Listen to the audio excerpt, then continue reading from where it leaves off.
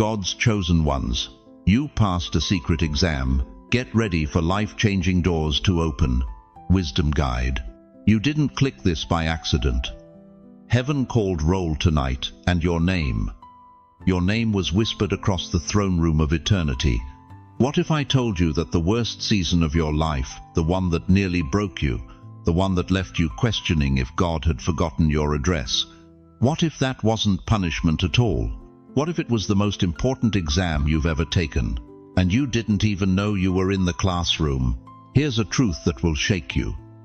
While you were crying yourself to sleep, wondering why doors kept slamming shut, while you were watching younger folks get promoted past you, while you were holding your marriage together with prayer and duct tape, heaven was watching, not with judgment, but with anticipation. Because God doesn't give you a study guide, beloved. He gives you storms. He doesn't hand you a syllabus, he hands you silence. And the exam? The exam was never about what you knew. It was about who you remained when everything you knew got stripped away. You lived through wars your grandchildren can't even pronounce. You survived recessions that would crush today's generation. You buried parents, lost jobs, watched dreams die slow deaths. You've sat in hospital waiting rooms at 2 a.m., wondering if this was how it all ends. But through it all, and listen to me carefully, you didn't know you were being watched. You were being weighed. Not by your achievements, not by your bank account, not by how many people showed up to your birthday party. You were being weighed by something deeper.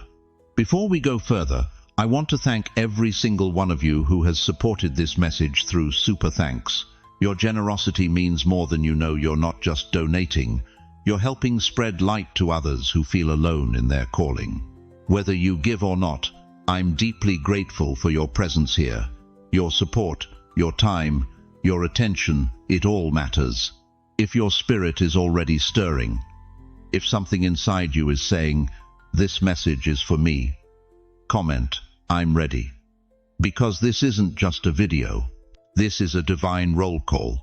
And tonight, we're going to discover why your hardest season wasn't your punishment. It was your promotion. The exam is over, chosen one, and you passed. Now get ready, because life-changing doors are about to swing wide open.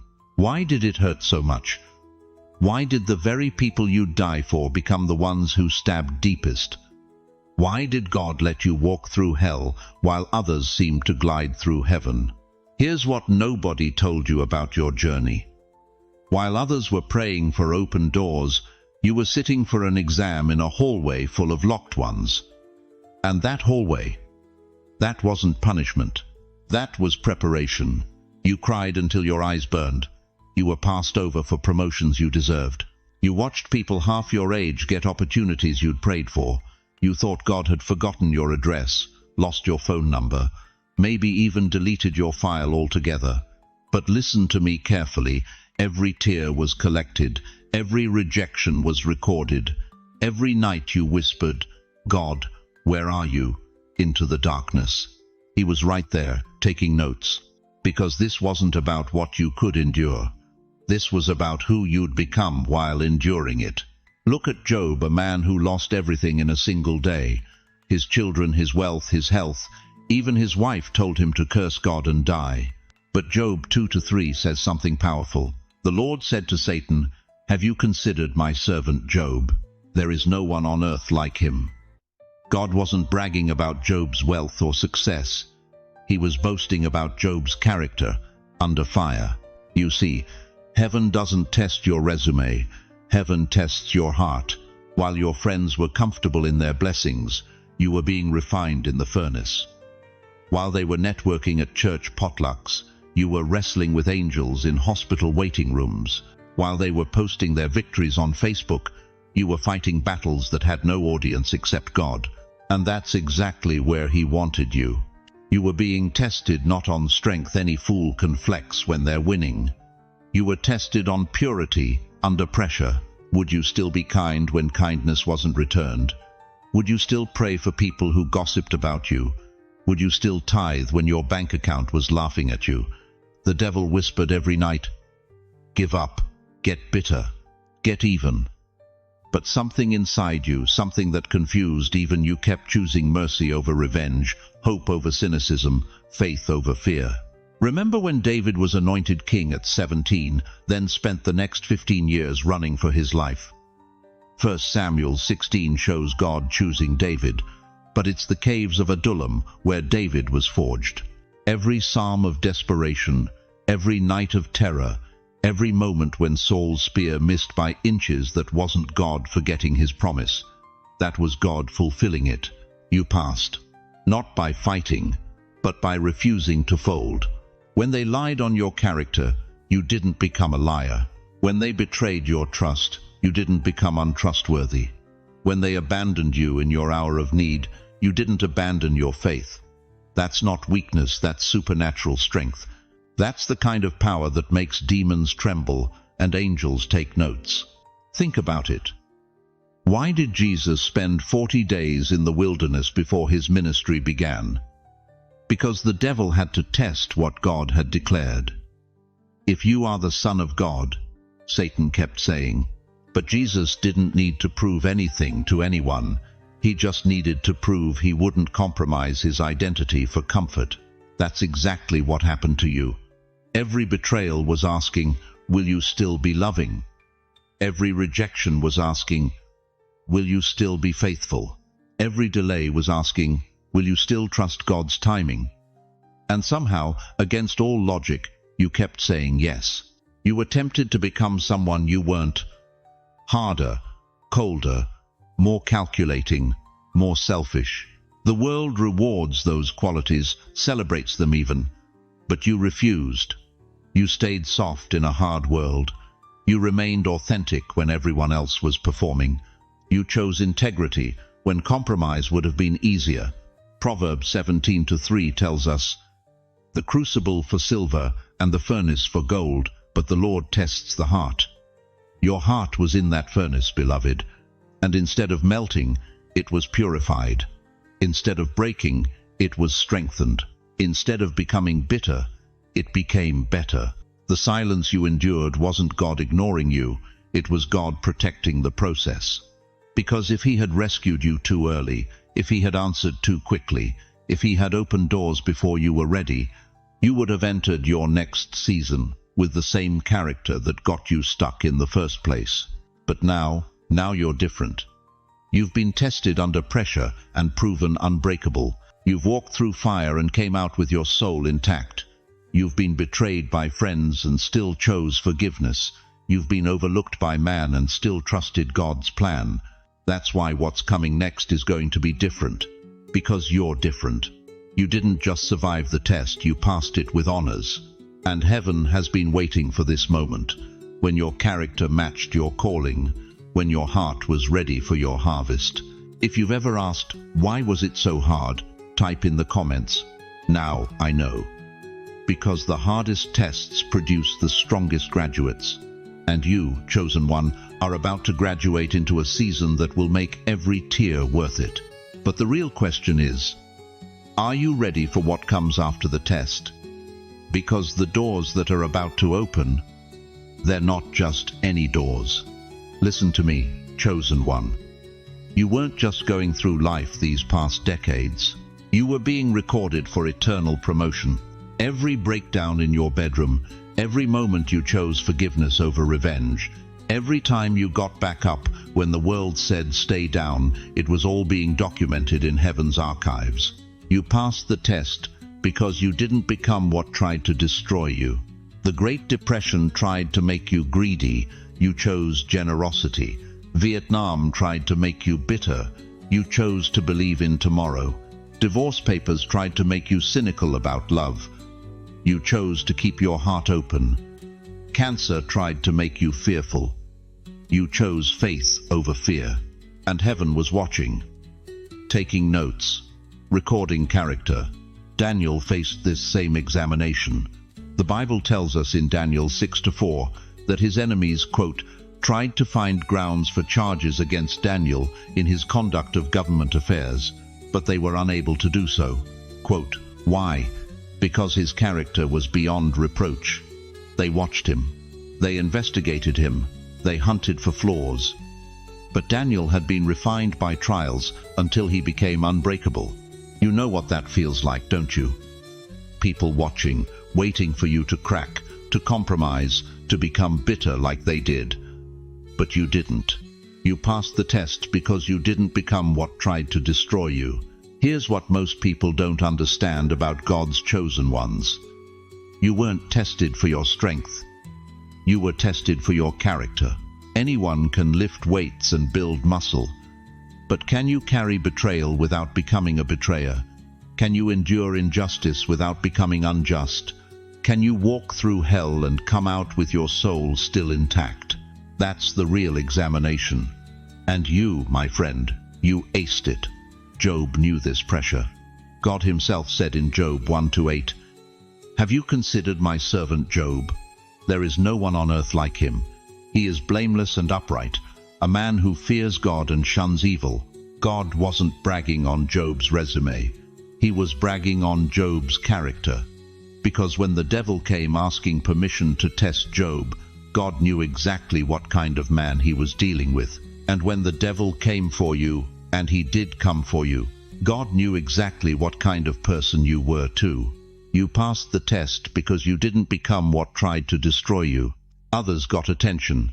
You got heaven's trust. Others got the platform. You got the anointing. Do you understand what that means? While your former classmates were getting promoted at work, you were getting promoted in the spirit realm. While your neighbors were accumulating things, you were accumulating divine favor. While others were building their reputation, you were building your character. And character, beloved, character is the currency of eternity. Here's what breaks my heart. You thought you were losing while you were actually winning. You thought you were being overlooked while you were being observed. You thought God had forgotten you while he was actually preparing a crown for you that no earthly promotion could ever match. Psalm 75:6-7 declares, "No one from the east or the west or from the desert can exalt themselves. It is God who judges. He brings one down, he exalts another." Your promotion wasn't coming from human resources, it was coming from heaven's resources. And heaven doesn't promote based on politics or popularity. Heaven promotes based on proven character. Every time you chose righteousness over revenge, you earned another jewel in that crown. Every time you stayed faithful when others fell away, you added another star to your eternal reward. Every time you kept walking when it didn't make sense, you proved you were worthy of doors that most people will never even see. You passed the test because you didn't become what tried to destroy you. I'm talking to the woman who raised 5 kids on minimum wage and never stopped tithing. I'm talking to the man who worked 2 jobs for 30 years and never cheated on his taxes. I'm talking to the grandmother who prayed for her prodigal grandson for 15 years and never gave up. I'm talking to the veteran who came home broken but never broke his marriage vows. You thought nobody was watching. But the eyes of the Lord were upon you, recording every act of faithfulness, documenting every moment of integrity, building a case file that would one day open doors you never dared to dream about. Others got attention. You got heaven's trust. Others got the platform. You got the anointing. The world celebrates the loud ones, the flashy ones, the ones who know how to work the system. But heaven celebrates the faithful ones, the consistent ones, the ones who do right when nobody's watching. And guess what? Your time of recognition is coming, not from man, but from the one who matters most. You didn't just survive your trials, you conquered them. Not with violence, but with virtue. Not with retaliation, but with righteousness. You became living proof that the devil cannot corrupt what God has purified. If you've ever kept going when it didn't make sense, comment, "I kept walking." Let's fill this space with people who didn't quit. Because tonight, you're about to discover that every step you took in faith was actually a step toward your destiny. The exam is over. The results are in.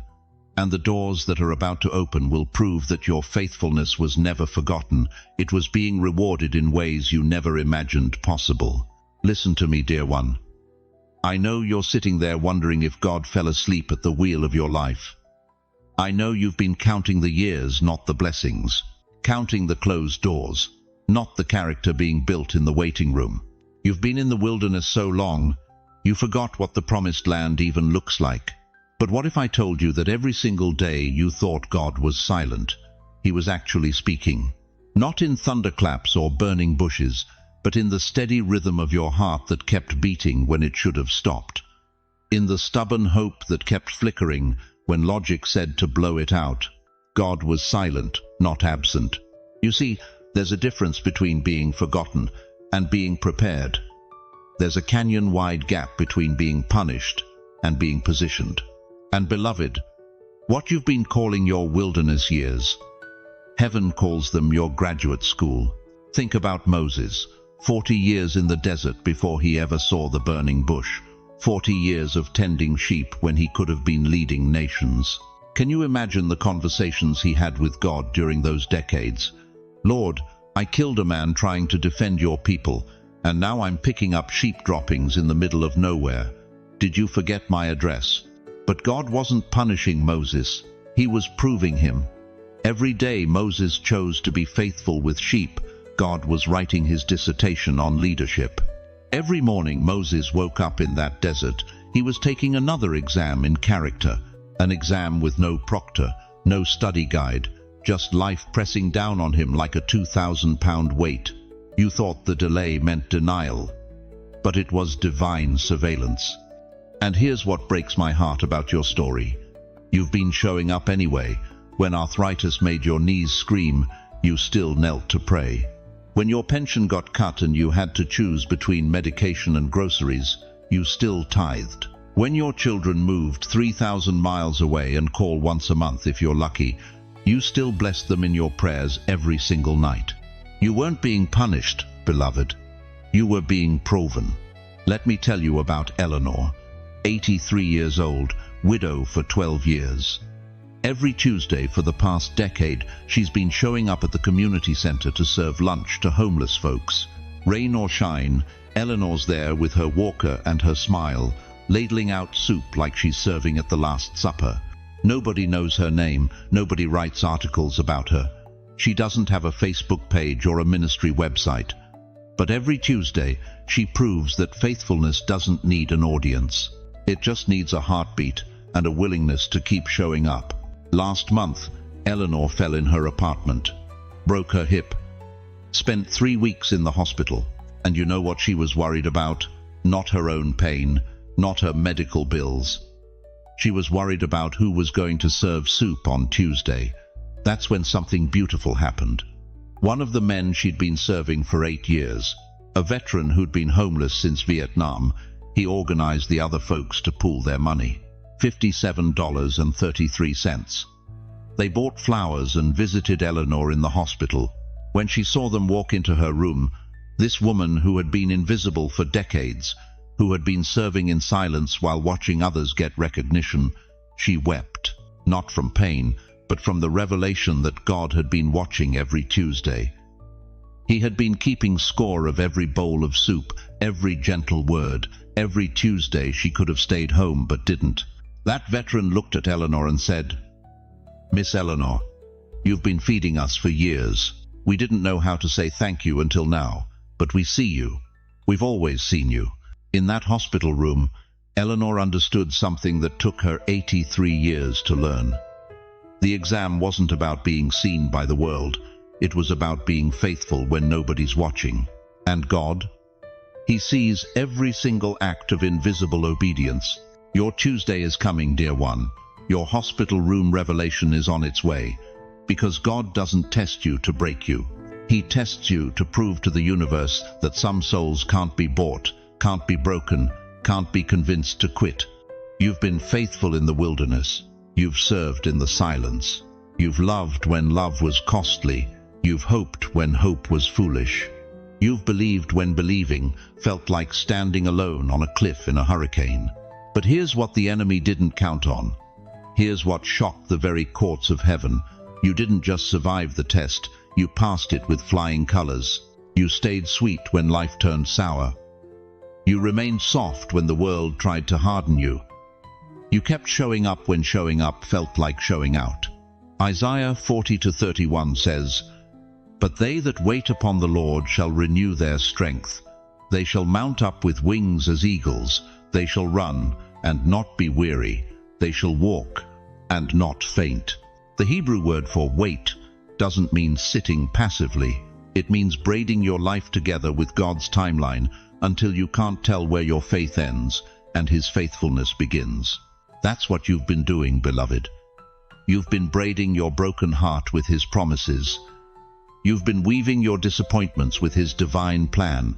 And now, right now, that braid is about to become a bridge from silence to promotion, from hidden to highlighted, from proven to promoted. If you're still waiting, if you're still in that place where God feels silent but your heart refuses to quit, comment, "I still believe." Because faith isn't loud, beloved. Sometimes faith is just refusing to leave the room when everyone else has given up on the conversation. Your promotion is not just coming, it's already in motion. And the same God who noticed Eleanor's Tuesday soup kitchen is preparing to open doors for you that will leave the world asking one question: how did they do that? The answer is simple. You passed the secret exam, and now the real adventure begins. You know what nobody talks about: the battles you fought in silence, the wars you won without firing a single shot, the victories that happened in hospital corridors at 3 a.m., in empty kitchens where you prayed over bills you couldn't pay, in bedrooms where you held your tongue when everything in you wanted to explode. Those weren't defeats, beloved. Those were your greatest triumphs. See, the world celebrates loud victories, the promotions announced on social media, the comebacks that make headlines, the revenge stories that get standing ovations. But heaven was watching something else entirely. Heaven was documenting the battles you fought against your own flesh, against bitterness, against the urge to become everything you despised. You were misunderstood because your presence told the truth. Every time you walked into a room and refused to participate in the gossip, you exposed the spirits operating there. Every time you chose silence over slander, you held up a mirror to souls that didn't want to see their reflection. You weren't crazy for feeling the tension. You weren't imagining the sudden shift in energy when you arrived. The Bible tells us in Ephesians 6:12 that we wrestle not against flesh and blood, but against principalities, against powers. But here's what they don't teach you in Sunday school. Sometimes you're not wrestling them. Sometimes you're simply reflecting them back to themselves. You were a mirror among demons, chosen one. Not to fight them, but to reveal them. Think about it. How many times did people turn cold on you for no apparent reason? How many times did you walk into family gatherings, work meetings, even church services, and suddenly feel like you were carrying a target on your back? You kept asking yourself, what did I do wrong? But the real question was, what did my presence make them remember about themselves? Your light didn't just illuminate the room, it illuminated the darkness hiding in plain sight. Your peace exposed their chaos. Your integrity made their compromise uncomfortable. Your faithfulness reminded them of their own betrayals. They weren't rejecting you. They were rejecting the conviction that followed you like a shadow. You were excluded because your spirit convicted the room. Every invitation you didn't receive, every promotion you were passed over for, every friendship that mysteriously ended when you started growing closer to God. That wasn't punishment, that was separation. God was pulling you away from tables where your soul wasn't safe, from environments that would poison your calling, from relationships that would drain your anointing. But here's the part that's going to blow your mind. While they thought they were punishing you by excluding you, God was actually protecting you by isolating you. While they thought they were breaking you with their rejection, heaven was breaking off everything that wasn't aligned with your destiny. Every door they slammed in your face redirected you to the door God had already prepared. Every group that rejected you saved you from settling for less than your divine assignment.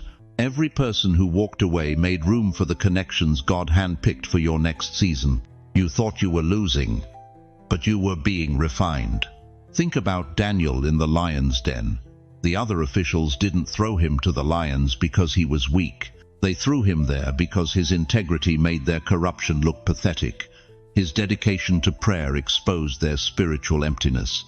His favor with the king revealed their own lack of divine backing. But here's the miracle. The very pit they dug to destroy him became the platform for his greatest testimony. The den meant to devour him became the stage for divine deliverance. The trap designed to end his influence actually amplified it across an entire empire. They thought they were breaking you, but they were revealing your rank. Every attack against your character was actually God revealing the quality of your character. Every lie told about you was heaven's way of proving your truth.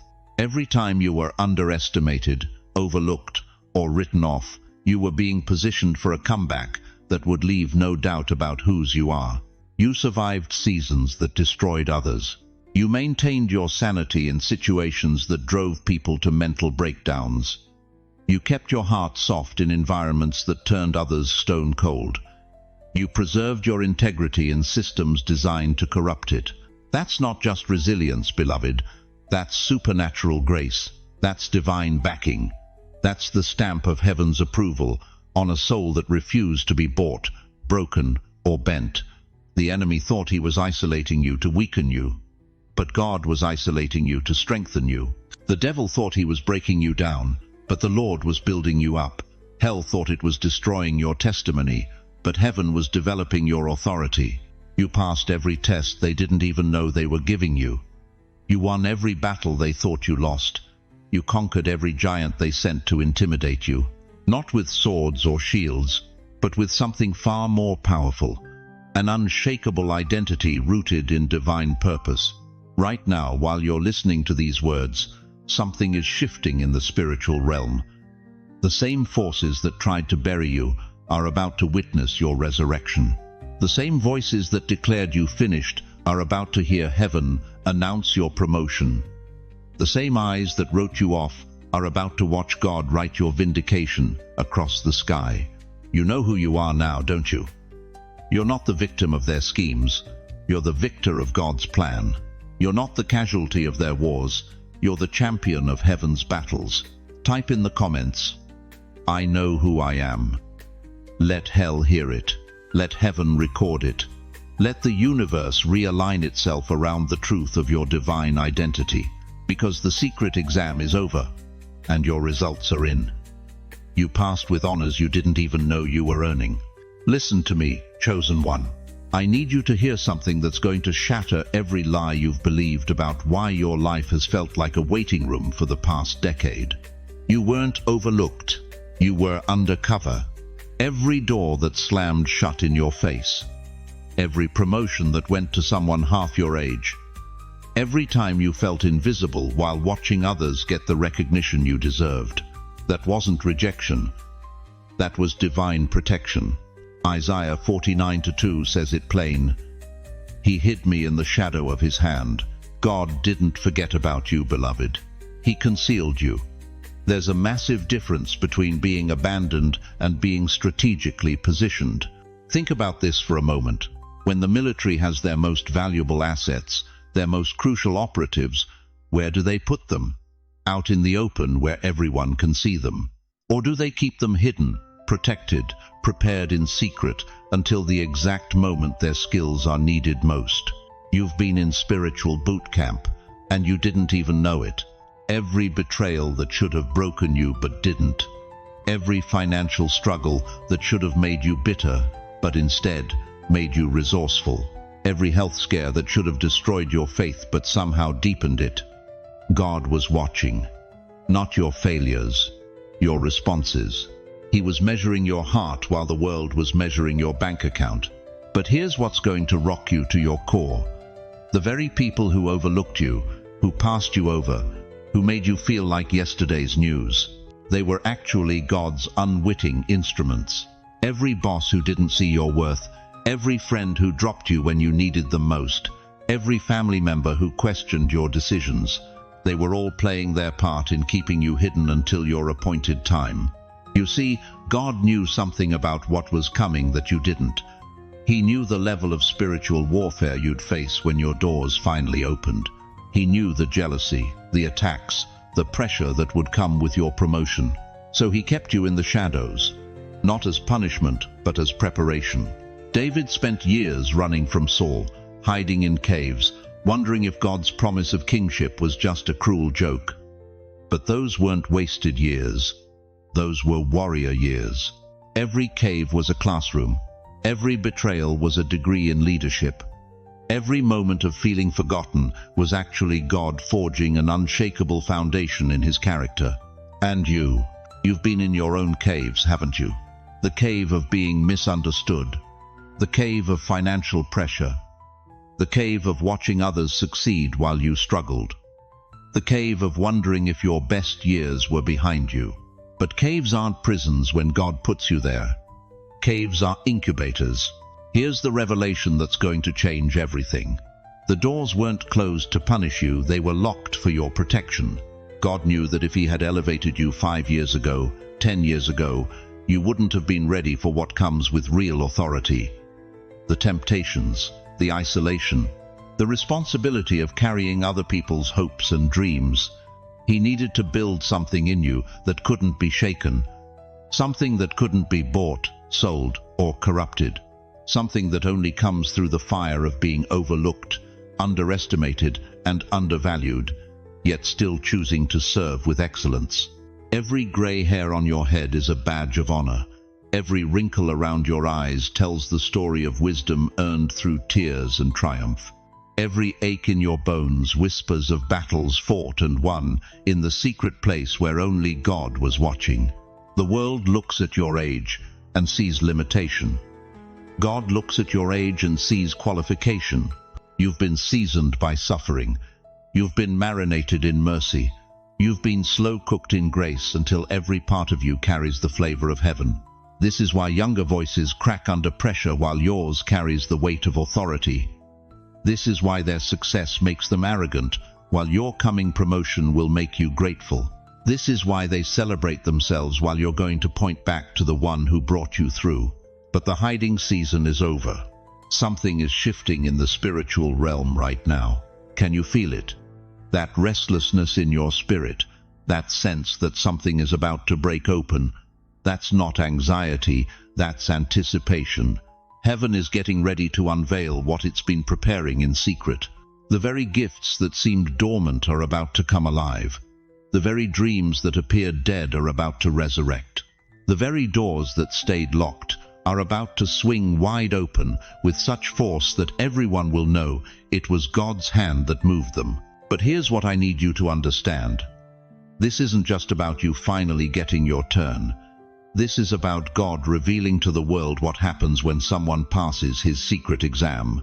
What happens when someone remains faithful not because they see the reward, but because they know the rewarder. Your promotion isn't just personal, it's prophetic. It's God's way of showing a generation that has given up on their dreams that it's never too late for a divine turnaround. Take out a piece of paper right now, I'm serious. Don't just think about doing it. Do it. Write today's date at the top.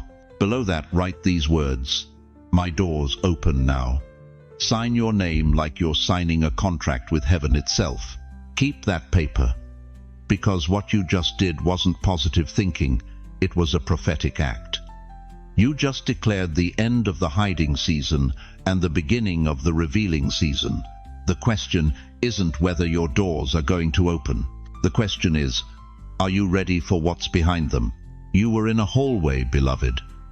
A long, dark hallway where every door you approached slammed shut in your face. Where every opportunity seemed to slip through your fingers like sand. Where every prayer felt like it hit the ceiling and bounced back down. But what you didn't know, what you couldn't see, is that you weren't being rejected. You were being prepared. That hallway wasn't your prison, it was your proving ground. And now the doors are swinging open. And only you carry the key. Listen to me carefully. Every tear you cried was currency in heaven's economy. Every time you forgave when you had every right to hold a grudge, heaven made note. Every sleepless night you chose to pray instead of plot revenge, it was recorded in the books of eternity. You didn't just endure, dear one. You're being elevated. Remember Job?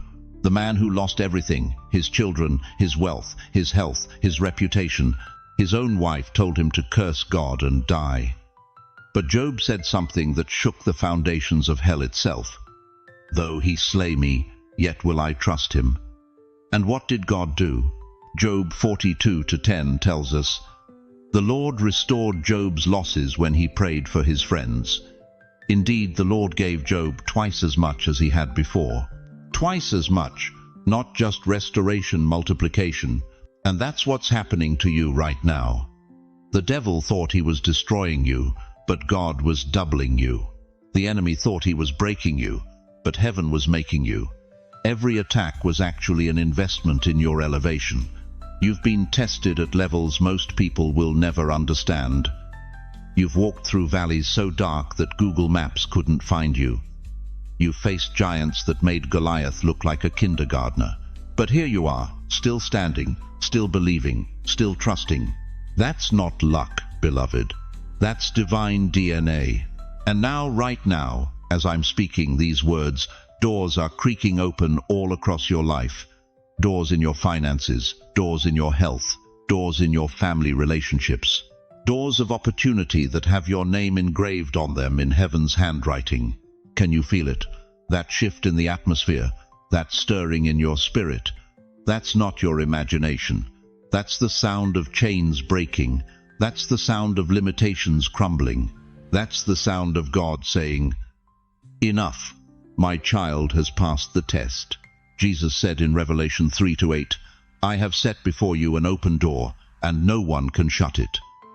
Not your enemies, not your past, not your age, not your bank account, not the doctor's report. No one can shut what God has opened for you. Get ready to walk through doors you didn't even knock on. Opportunities are going to chase you down the street. Favor is going to ambush you at the grocery store. Blessings are going to interrupt your regular Tuesday afternoon and turn it into a testimony. But here's what's going to shock everybody who counted you out. God is about to make public what he prepared in private. All those years of secret suffering are about to become public celebration. All those midnight tears are about to become morning testimonies. All those closed doors are about to make way for open heavens. The people who whispered about your failures are about to witness your elevation. The folks who said you were finished are about to watch you flourish. The voices that declared you were done are about to hear the sound of your comeback echoing through eternity. And you know why? Because you passed a test they didn't even know existed. While they were looking for easy street, you were walking through the valley of the shadow of death. While they were demanding immediate gratification, you were learning the power of divine timing. While they were quitting when it got hard, you were qualifying for something greater. This is your moment, chosen one. This is your season. This is your time to rise. Isaiah 22:22 declares, "The key of the house of David I will lay on his shoulder, so he shall open, and no one shall shut, and he shall shut, and no one shall open." You've been given the key, beloved. Not just any key, David's key. The key of authority, the key of dominion, the key that opens what needs to be opened and shuts what needs to be shut. Every door that slammed in your face was training you for this moment. Every rejection was redirecting you to this destiny. Every no was protecting you from settling for less than God's best. So right now, I don't care where you are, who's watching, or what you think people might say if you feel this word is yours. Stand where you are. Lift your hands. Declare with your mouth, I passed the test. I passed the exam. I am ready for my promotion." And type in the comments right now, "I receive it." This is your graduation ceremony. This is your promotion party. This is heaven officially announcing that your season of preparation is over and your season of manifestation has begun. The doors are opening, beloved. Can you hear them creaking? Can you feel the wind of change blowing through your life? That's the breath of God breathing life into dead situations, hope into hopeless circumstances, and miracles into mundane moments. What he opens, no man can shut. And your doors are swinging wide open right now. Listen to me carefully, beloved.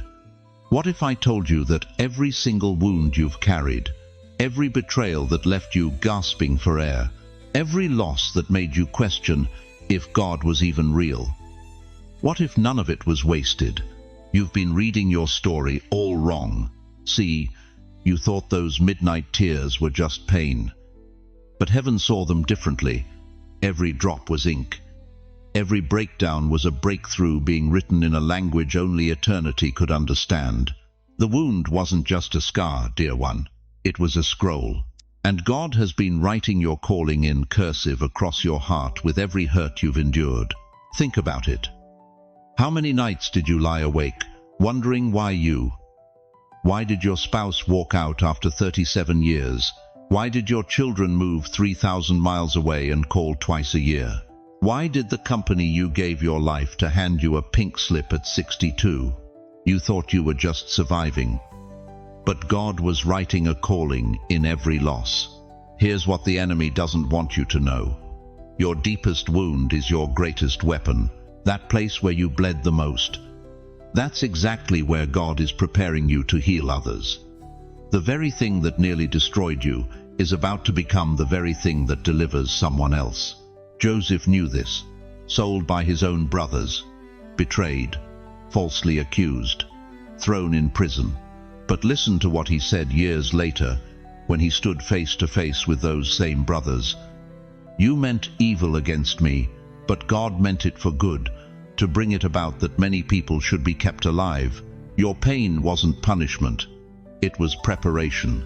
Every time they overlooked you for that promotion, you were signing your readiness for a divine appointment that no human could block. Every time they whispered behind your back at church, you were being prepared to lead with a humility that can't be taught in seminary. Every time you had to choose between groceries and medication, you were learning a dependency on God that millionaires will never understand. You've been enrolled in a graduate course in faith, and suffering was your professor. But here's where it gets beautiful. Here's where your story shifts from tragedy to triumph. The place they left you in is the place God is calling you to lead in. Moses was left floating in a basket, abandoned and alone. But that same riverbank became the launching pad for the greatest deliverance in human history. David was forgotten in the fields, while his brothers got the royal treatment. But those lonely nights with the sheep taught him how to shepherd a nation. What if your abandonment was actually your appointment? What if your rejection was really your redirection towards something greater than you ever imagined? I'm talking to someone right now whose marriage fell apart, and you thought your ministry was over. But God is saying, now you can minister to the brokenhearted with an authenticity that married people can't touch. I'm speaking to someone who lost their job at 58 and felt discarded by society. But heaven is declaring, now you're free to pursue the calling I planted in you 40 years ago. The enemy tried to bury you. But what he didn't know is that you're a seed. And seeds don't just survive being buried, they use the darkness to grow. Here's the shocking truth. Your qualification for your next assignment isn't your perfection. It's your pain.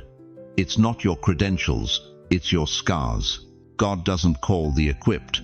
He equips the wounded. Look at the Apostle Paul. Before he became the greatest evangelist in history, he was a murderer, a terrorist, a man so consumed with religious rage that he hunted down Christians for sport. But that same passion that made him dangerous for the kingdom became the very fire that built the kingdom.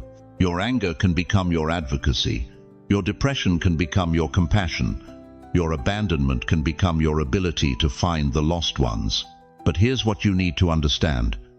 The calling hidden in your wound isn't just about you. It's about the multitudes who are walking through the same valley you survived. They need someone who's been where they are. They need someone whose scars match their struggles. You can't heal what you haven't felt. You can't deliver what you haven't defeated. You can't comfort with comfort you've never received. That's why God allowed the wound. Not to break you, but to break you open. not to destroy you, but to prepare you to be poured out for others. Right now, there's someone sitting in a hospital room at 2 a.m., wondering if this is how their story ends. And God is saying, I need someone who's sat in that same chair. I need someone who's felt that same fear. I need you. Right now, there's someone standing at their kitchen sink, staring at divorce papers, wondering how they'll start over at 65. And heaven is whispering, I have someone who's walked that exact road. I have someone who knows that starting over isn't the end of the story. It's the beginning of the miracle. Your wound wasn't your disqualification. It was your ordination. Every tear you cried in secret, you were signing your readiness for a public ministry that will touch lives across continents. Every night you begged God to take the pain away. You were actually praying for the very tool He would use to heal the nations. If your pain ever made you feel unusable, if you've ever looked in the mirror and wondered if God could still use someone as broken as you, type in the comments, Use me, Lord. This is your moment of surrender into significance, because what's coming next, what God is about to reveal about your true assignment, it's going to make every wound worth it. Every tear, every sleepless night, every moment you thought you wouldn't make it. You didn't just survive the storm, chosen one. You became the lighthouse. Listen to me, beloved. For 70, 80, maybe 90 years, you've carried a weight that others couldn't understand. You felt different, displaced, like you were born into the wrong family, the wrong generation, maybe even the wrong century. You've watched people younger than you climb ladders you built. You've seen doors open for others while yours stayed locked. And in those dark 3 a.m. moments, when the house is quiet and your thoughts are loud, you've whispered the question that haunts every chosen soul. God, did you make a mistake with me? Here's the truth that's going to shatter everything you thought you knew about your story. You were not misplaced. You were stationed. Think about this for a moment. When a general positions a sniper on the battlefield, does he put them center stage under the bright lights? Number, he places them in the shadows, in the overlooked positions, in the places nobody else wants to be. Why? Because the most strategic shot doesn't come from the spotlight. It comes from the position nobody saw coming. You've been stationed, not sidelined. Every rejection that felt personal, that was positioning. Every delay that felt cruel, that was preparation. Every time you felt invisible while others got celebrated, that was strategic placement by the Most High God who sees battles you can't even imagine yet. Look at David. While his brothers were parading in front of the prophet Samuel, where was the future king? In the backfield, alone with sheep and a slingshot, overlooked by his own father. But God wasn't looking for the obvious choice. He was looking for the hidden weapon. Man looks at the outward appearance, but the Lord looks at the heart. 1 Samuel 16-7. Moses spent 40 years in the wilderness tending sheep, thinking his life was over, thinking God had forgotten him. But those weren't wasted years. Those were preparation years. In the desert, away from the palace, away from the applause, Moses was being refined for the moment when he would stand before Pharaoh and declare, "Let my people go." And Esther, an orphan girl raised by her cousin, thrust into a beauty contest she never asked for. She probably felt misplaced in that palace, surrounded by women who seemed more qualified, more prepared. But Mordecai looked at her and said words that should echo in your spirit right now. Who knows but that you have come to your royal position for such a time as this? Esther 4:14. For such a time as this. Not for their time, for this time, for your time. You see, hell saw your position long before you did. That's why the warfare started so early in your life. That's why you faced battles that seemed disproportionate to your age, your circumstances, your apparent significance. The enemy wasn't attacking you because you were weak. He was attacking you because he could see something about your future that you couldn't see yet. When you were 10 years old, dealing with trauma that should have broken you, Satan wasn't wasting his time on a random child. He was trying to abort a destiny. When you were 25, facing obstacles that seemed insurmountable, that wasn't coincidence. That was strategic warfare against someone who was marked for greatness. When you hit your 40s and 50s, watching doors slam shut while you wondered if your best years were behind you, the enemy was celebrating, not because he had defeated you, but because he thought he had convinced you that your position was punishment instead of placement. But here's what hell didn't count on. God doesn't make mistakes. Every single place he stationed you, every single season he allowed you to endure, every single shadow he kept you in was preparation for this moment. This exact moment when you would finally understand that your hiddenness wasn't rejection, it was protection. Your delays weren't denials, they were divine timing. You've been marked, chosen one, marked from the foundation of the world. Not marked for destruction, but marked for deployment. And the reason your life has felt like a secret is because God has been keeping you secret until the appointed time. Think about this. Why would God hide his greatest weapons until the final hour? Because once they're revealed, once they step into their position, once they begin to operate in their true calling, the entire battlefield shifts. You haven't been forgotten. You've been held in reserve. The position you felt was punishment was actually your preparation post. The isolation you thought was abandonment was actually your training ground. Every no you received, every door that stayed shut, every person who overlooked you, all of it was God saying, "Not yet. You're not ready for what I have planned. But when you are, when the time is right, I'm going to release you into something so powerful that hell itself will tremble. Your time is now. The exam is over. The preparation is complete. The shadows that hid you are about to give way to a spotlight you never asked for but were always destined to stand in. Hell is about to discover what heaven has always known. You were never misplaced. You were strategically positioned. And now it's time to take the shot. Comment below. I was stationed, not sidelined. Let's make hell nervous. The next phase of your life is about to begin, and it starts with you understanding this one crucial truth. Your greatest battles were behind you, because your greatest victories are ahead of you. Listen to me, chosen one. What you went through wasn't random. It wasn't bad luck. It wasn't even God testing your patience. It was war. A calculated, vicious, strategic war waged against your assignment before you even knew you had one. The enemy didn't attack your past, he attacked your potential. He didn't come for who you were, he came for who you were becoming. Every battle you faced, every betrayal that cut deep, every door that slammed shut when you were sure it was meant for you, none of that was about your struggle. It was about your scroll. The divine assignment written with your name on it before the foundation of the world. You think the devil fights nobodies. You think hell mobilizes its forces against people with small destinies. Think again. Your calling must be colossal, because the hell you walked through wasn't ordinary.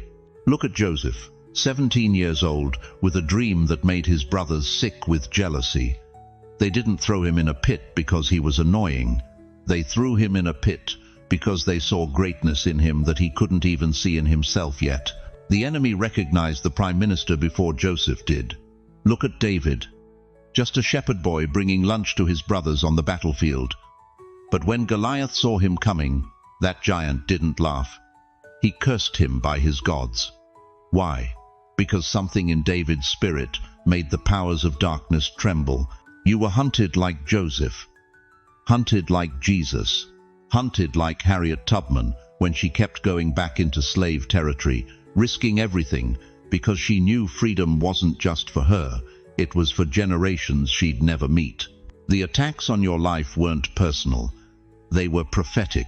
Every time someone tried to silence you, it was because your voice carries something that threatens the kingdom of darkness. Every time they tried to isolate you, it was because your influence was destined to reach beyond what they could control. Every time they tried to break you financially, it was because your prosperity was meant to fund purposes that would shake hell itself. You remember those nights when you cried until you had no tears left, when you begged God to just let you be normal, to give you a simple life without all the drama. That wasn't weakness talking, that was warfare. The enemy was trying to get you to surrender your scroll, to trade your assignment for comfort. But here's what the devil didn't count on. You're still here. You didn't just survive the pit like Joseph, you climbed out with wisdom. You didn't just escape the giant like David, you learned how to slay them. You didn't just endure the wilderness, you emerged with authority. The reason your battles felt so intense is because what's inside you is that powerful.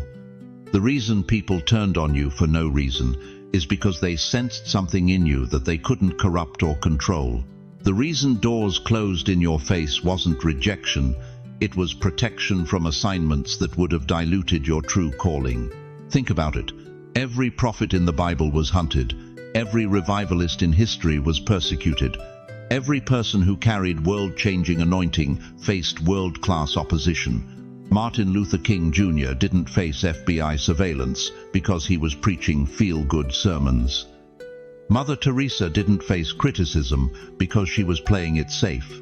Billy Graham didn't need bodyguards because he was telling people what they wanted to hear. They were hunted because their assignments threatened the status quo of darkness. And so were you. The enemy studied your bloodline. He researched your family tree. He saw the prayers your grandmother prayed over you when you were too young to understand. He saw the oil your mother poured out in intercession for your future. He saw the covenant God made with your lineage before you took your first breath. That's why the warfare was so fierce. That's why the attacks were so personal. That's why it felt like hell itself had your address and was sending demons with GPS coordinates to your front door.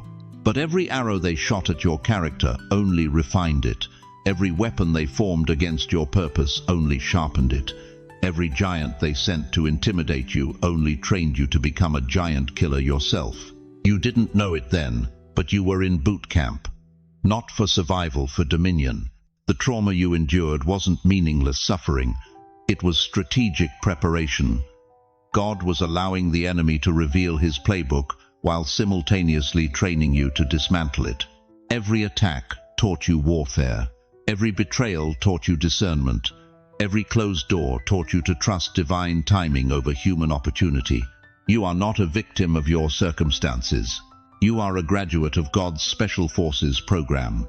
The very fact that you're still standing, still believing, still fighting for what's right after everything you've been through, that's not resilience, that's resurrection power. You've been buried alive and came back stronger. You've been written off and came back wiser. You've been counted out and came back ready. The war for your assignment is over. You won. Not because you were stronger than the enemy, but because you were stubborn enough to outlast him. You refused to quit when quitting made sense. You held on when letting go felt logical. You kept faith when faithlessness felt justified. Now the battlefield is about to become your platform. The very places where hell tried to destroy you are about to become the stages where heaven displays your victory. Your assignment is no longer under attack, it's under construction. What the enemy fought so hard to prevent is about to be publicly unveiled. The doors he tried to keep closed are about to swing wide open. The influence he tried to silence is about to speak with authority that makes kingdoms tremble. If you're ready to stop hiding from your calling and start walking in it, if you're ready to fight for what's yours instead of settling for what's left, type, "I'm taking my territory." Because, chosen one, the war is over. Now it's time to occupy the land. Listen to me carefully, chosen one. You've been searching for your purpose like it's hidden in some distant place, like it's locked behind doors you can't find the keys to. You've been waiting for a burning bush moment, for angels to show up with golden scrolls, for God to write your mission across the New York skyline in lightning. But what if I told you that while you've been looking up at the heavens, begging for direction, your assignment has been sitting right there in your weathered hands this entire time? Moses didn't know the staff in his hand would part the Red Sea. It was just wood to him, a walking stick, something to lean on when his 80-year-old knees got tired. But God saw what Moses couldn't see. That ordinary stick was about to become the most powerful instrument of deliverance in human history. You want to know why you've felt overlooked? Why younger people seem to get the opportunities while you're sitting there with decades of wisdom nobody seems to want? Because heaven has been preparing you for something that requires more than youth. It requires depth. It requires the kind of seasoned faith that only comes from walking through valleys most people never survive. What if your assignment is already in your grip? That pain you've carried for 20 years. That's not baggage. That's your credential to counsel the broken-hearted. That financial struggle that nearly broke you, that's not failure. That's your training manual for teaching others how to trust God when the bank account hits zero. That marriage that required every ounce of grace you had, that's not just survival. That's your master's degree in covenant love. You don't need to go find it. You need to recognize it. Right now, as I'm speaking to you, there's someone in your neighborhood, in your apartment building, in your church, who's facing the exact same storm you weathered 10 years ago. They're drowning in the same doubt that once consumed you. They're asking the same desperate questions you whispered into your pillow during those sleepless nights. And you're sitting there thinking you have nothing to offer because the world told you that 65 means retirement, that 70 means irrelevance, that your best days are in your rearview mirror. That's the biggest lie the enemy ever sold you. Anna was 84 years old when she recognized the Messiah in the temple. 84, while everyone else walked past the baby Jesus, this elderly prophetess saw what centuries of prophets had only dreamed of seeing. Age didn't disqualify her, it positioned her. Because God needed someone with enough spiritual maturity to recognize his son when religion couldn't. The disciples were young, ambitious, ready to conquer the world. But Anna had the eyes to see what enthusiasm couldn't reveal. Do you understand what I'm telling you? Your wrinkles are your wisdom. Your gray hair is your crown of experience. That slower walk isn't decline, it's deliberate movement. God slowed you down so you'd have time to see what the world rushes past. But here's where it gets uncomfortable. Here's where your faith gets tested, because recognizing your assignment means accepting responsibility. It means you can't keep using age as an excuse to sit on the sidelines. It means you can't keep saying, "I'm too old." When God is saying, "You're finally ready," you were waiting on a sign. But heaven's been waiting on your yes. Moses said he was too old. Gideon said he was too weak. Esther said she was too unqualified. But God wasn't looking for perfect, he was looking for available. And availability isn't about age, it's about attitude. That phone call you've been putting off? That conversation you've been avoiding? That step of faith that terrifies you because it means admitting you still have purpose, still have power, still have a divine assignment? That's not coincidence, that's confirmation. Right now, somewhere in this broken world, there's a younger person drowning in anxiety because they think success means having it all figured out by 30. They need to hear from someone who learned that real strength comes from surviving decades of uncertainty and still choosing to trust God. There's a middle-aged couple whose marriage is hanging by a thread, and they need to sit across from someone who can look them in the eye and say, "We almost gave up too, but we chose to fight." And here's how. There's a family facing bankruptcy who needs to hear from someone who lost everything twice and learned that God's provision isn't always instant, but it's always sufficient. Your assignment isn't in your future, it's in your past, refined by fire, seasoned by suffering, ready to be poured out like costly perfume on those who are walking the road you've already traveled. But it requires something from you. It requires you to stop seeing yourself as the student and start embracing your role as the teacher. It requires you to stop hiding your scars and start displaying them as trophies of God's faithfulness. The staff in Moses' hand didn't become powerful when God noticed it. It became powerful when Moses was willing to throw it down and watch God transform it into something supernatural.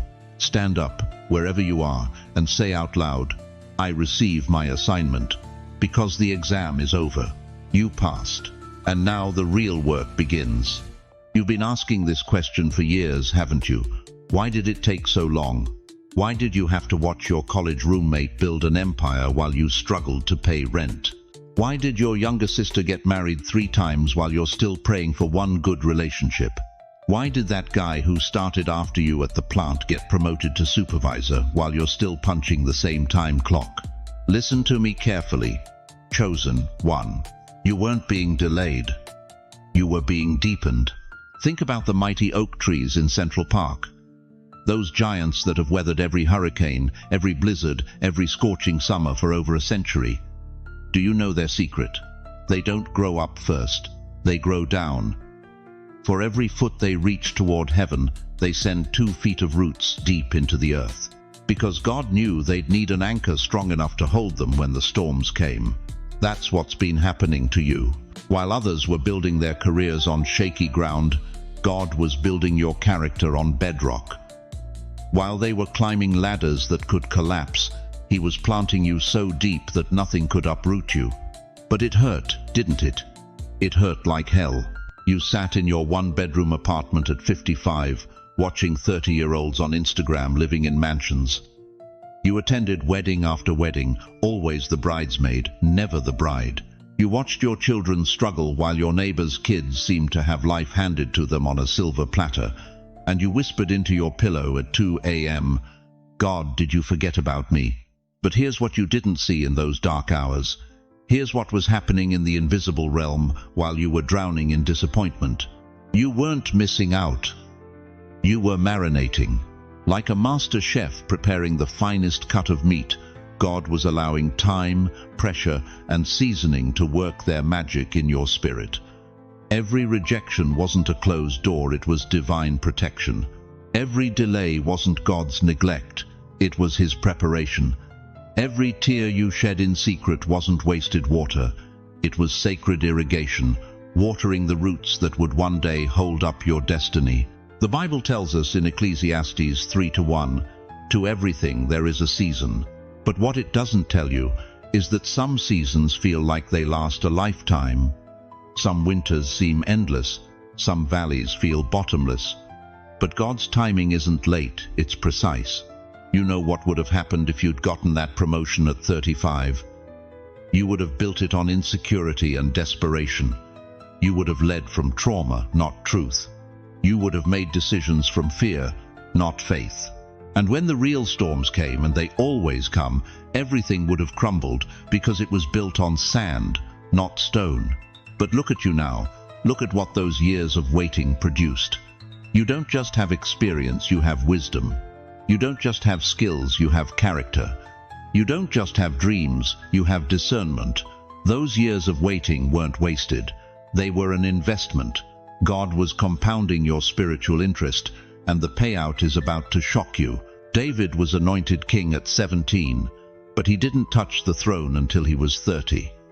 13 years of running, hiding, fighting, and waiting. 13 years of wondering if Samuel got it wrong. 13 years of watching Saul mess up the kingdom he was supposed to inherit. But when David finally sat on that throne, he wasn't just a boy with a crown. He was a warrior king with a heart after God, tested by fire and proven by time. Moses spent 40 years in the wilderness before God called him to lead Israel out of Egypt. 40 years, that's longer than most people's entire careers. But when the burning bush lit up the desert, Moses wasn't the hot-headed young prince who killed an Egyptian in anger. He was a humble shepherd who had learned to hear God's voice in the silence. Your delay wasn't God's mistake. It was His masterpiece in the making. Here's what breaks my heart about your journey. You've been comparing your chapter 3 to everyone else's chapter 20.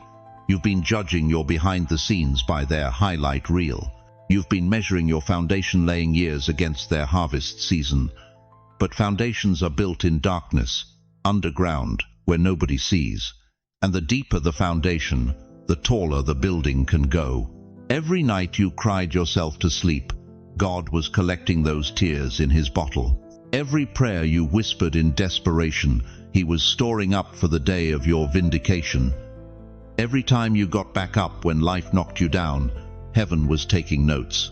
Every time you chose faith over fear, hope over hatred, love over bitterness, You were passing tests that others couldn't even see. If you had gotten it too soon, you would have built it on trauma, not truth. You would have constructed your destiny on shaky emotional ground instead of solid spiritual bedrock. You would have been successful, maybe, but not sustainable. And God doesn't just want to bless you for a season, He wants to establish you for generations. The waiting wasn't punishment, it was preparation. The delay wasn't denial, it was divine timing.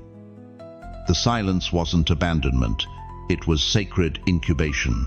Your time is coming, and when it does, it won't just be good, it'll be God-sized. It won't just be a blessing, it'll be a breakthrough that makes up for every year of delay with interest. It won't just be your moment, it'll be your monument to the faithfulness of a God who is never late. Comment right now, I wasn't late, I was being readied. This isn't just a declaration, it's your healing point. It's the moment you stop apologizing for your timeline and start celebrating your preparation. Because what's coming next will prove that God's delays are not His denials. They're His deliverances, perfectly timed for maximum impact. Beloved chosen one, as we reach the end of this sacred journey together, I need you to hold on to these truths like your life depends on it. You didn't fail the test, you passed it with flying colors. Every tear you shed in secret, every night you held on to faith when hope seemed foolish, every moment you chose character over comfort, all of it was recorded in heaven's ledger. You weren't forgotten, overlooked, or abandoned. You were being prepared for something so magnificent that God had to make sure you were ready to carry it without it crushing you. Remember this, your delays were not denials, your silence was not abandonment, your struggles were not punishments. They were the sacred fire that refined gold out of your soul, the divine pressure that turned your heart into a diamond that can't be broken. The doors that are about to open aren't just any doors. They're the ones that have been waiting for someone exactly like you. Someone who's been tested and proven. Someone who knows how to steward blessing because they've learned to worship in the wilderness. And hear me clearly, you are not walking this path alone. God's hand is still upon your life, still moving behind the scenes, still orchestrating events you can't even see yet. There's a community of believers right here who understand your journey, who've walked similar paths, who are ready to stand with you in prayer and celebration. But let me ask you this. Now that you know what you've been through was actually preparation, not punishment, how will you walk forward? Will you step into this new season with the confidence of someone who's been tested and approved by heaven itself? Right now, I want you to share in the comments below. Tell us what part of this message hit your heart the hardest. Share your story because someone else needs to hear that they're not alone in their struggle. Ask your questions. We're here to pray with you, to encourage you, to remind you that your breakthrough is closer than you think. And if this message blessed your soul, share it with someone who needs to hear it today. There's somebody in your circle who's sitting in their own secret exam room, wondering if God has forgotten them. Be the messenger who reminds them they're being prepared, not punished. Thank you for staying with me through this entire journey. Your time, your attention, your open heart, it means everything. If you haven't already, hit that subscribe button and join this family of overcomers. Because we're just getting started, and I believe God has so much more He wants to reveal to you. Now, before you go, let me pray over you. Close your eyes, take a deep breath, and receive this blessing. Father God, I come before you right now with my hands on the shoulders of every person watching this message. Lord, they've been through the fire, and they've come out refined. They've walked through valleys that would have broken weaker souls, and they're still standing. They've held on to faith when their circumstances screamed otherwise, and their loyalty to you has not gone unnoticed. Right now, I speak over every delay in their life. Let it give way to divine acceleration. I speak over every closed door. Let it swing wide open to opportunities beyond their imagination. I speak over every tear they've cried in secret. Let it water the seeds of their destiny that are about to bloom. God, surround them with your favor like a shield. Open doors that no man can shut. bring connections they never expected, resources they never anticipated, and breakthroughs that will make up for every year of waiting. Let their latter days be greater than their former days. Heal their hearts from the disappointment of delay. Restore their hope in your perfect timing, and let them walk forward knowing that what you have prepared for them is worth every moment they had to wait.